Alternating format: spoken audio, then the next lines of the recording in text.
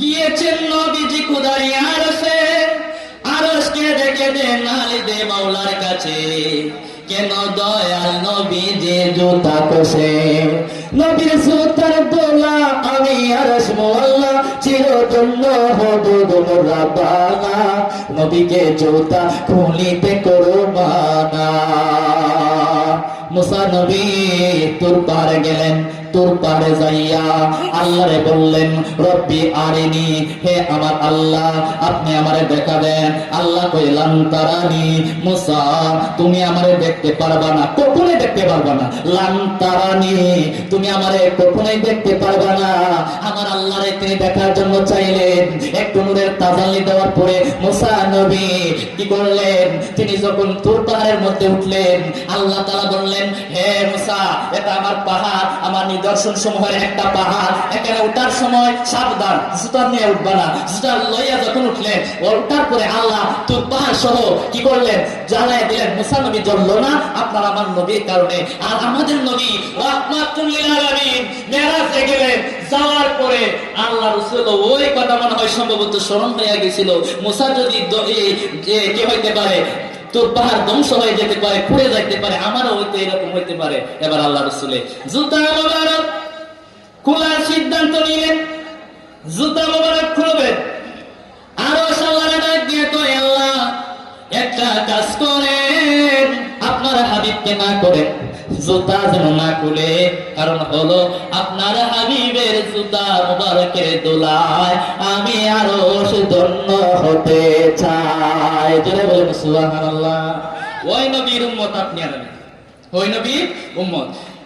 আবু বকর ছিলেন নবীজির সাহাবী, নবীজির ইন্তেকালের পরে দেখে মুকানি, কেন নরে ছরে নবীর টুটকানি। অনেকে কই নবী বল মরা, অনেকে কই নবী মরা। জোরে বলেন নাউজুবিল্লাহ। হযরত আবু বকর ছিলেন নবীর সাহাবী, নবীজির ইন্তেকালের পরে দেখেন মুকানি, কেন নরে ছরে নবীর টুটকানি। নবীর টুটের কোণে কান লাগায়া শুনে, নবীর টুটের কোণে কান লাগায়া শুনে, আমার উম্মতকে দেখিও রাব্বানা, আমার উম্মত যেন দুজকে যায় না, আমার উম্মতকে দেখিও রাব্বানা, আমার উম্মত যেন দুজকে যায় না। এই জন্যই নবী জিন্দা, নবী জিন্দা হওয়ার কারণে আল্লাহর নবীর কোনো জানাজা হয় নাই, আল্লাহর নবীর জানাজা কেউ পড়ার নাই। আর কে পড়াবে? আল্লাহর নবীর জানাজা পড়ানোর মতো পৃথিবীতে আল্লাহ কাউকে রাখে না। ঠিক না ঠিক? আমার ওই নবী জিন্দা, রওজা মুবারকে আমরা গুনাহ করি না। গুনাহ করার পরে রওজা শরীফের সামনে লেখা আছে, কোরআনের মধ্যে আয়াত আছে, আল্লাহ আয়াত নাযিল করলেন। গুনাহ করার পরে হাবিব ও আমার দোস্ত ও আমার হাবিব শুনে নেন, তারা যদি আমার বান্দারা গুনাহ করে আপনি উম্মতদেরকে জানায় দেন। গুনাহ করার পরে কেউ যদি আপনার কাছে আসে, আপনার কাছে আসে, আপনি নবী যদি তাদের জন্য একটু সুপারিশ করেন বা তাদের দিকে তাকান, লাওয়াজাল্লাহ তাওয়াবার রাহিমা, হে হাবিব আপনার কাছে যদি আসে, তারা বলে মক্কা যাও, হজের জন্য যাও, মদিনায় যাও না, মদিনায় কি আছে? আল্লাহ কয় লাওয়াজাল্লাহ তাওয়াবার রাহিমা। আপনার কাছে যদি আসে, আসার পরে সে যদি এই মাস চায়, আপনি যদি তাদের পক্ষে থাকেন, তাদের জন্য একটু ইশারা দেন, আমাকে তারা তওবা কবুলকারী হিসাবে পাবে। জোরে বলি সুবহানাল্লাহ।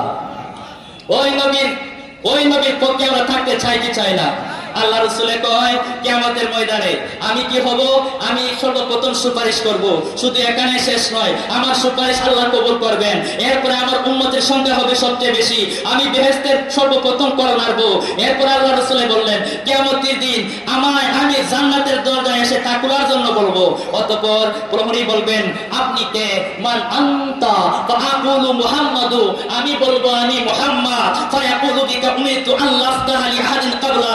আল্লাহ রাসূল বলতেছেন, আল্লাহ রাসূল যখন বলবেন আমি মুহাম্মদ কিয়ামতের ময়দানে, তখন আল্লাহ রাসূলকে প্রহরী বলবেন, অতঃপর প্রহরী বলবেন আপনার সম্পর্কে আমাকে এই নির্দেশ দেওয়া হয়েছে যে আপনার পূর্বে যেন অন্য কারোর জন্য দরজা খুলে না দেয়, একমাত্র আপনার জন্য দরজা খুলে দেয়। চিৎকার দিয়ে বলি সুবহানাল্লাহ।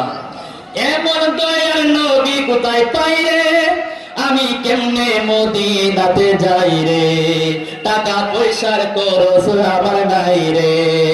ওরে পাখি কুদার দিও সালাম আমার, ওরে পাখি কুদার নিও সালাম আমার, পৌঁছে দিও পাত্র বীজের রাজায়, জিজ্ঞাসিও কেমন যাব মদিনা।